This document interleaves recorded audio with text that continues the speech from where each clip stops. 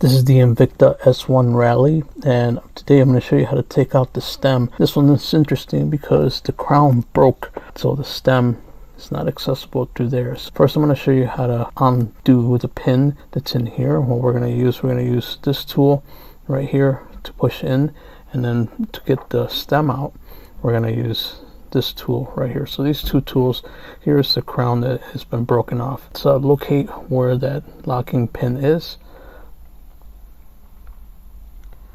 So the locking pin is indicated by this arrow right here.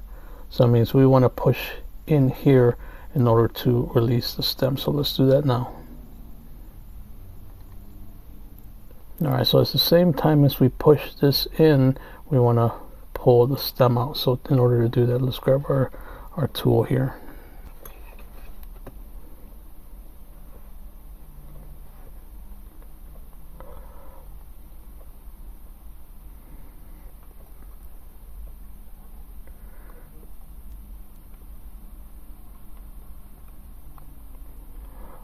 Okay, so you can see it's coming out now.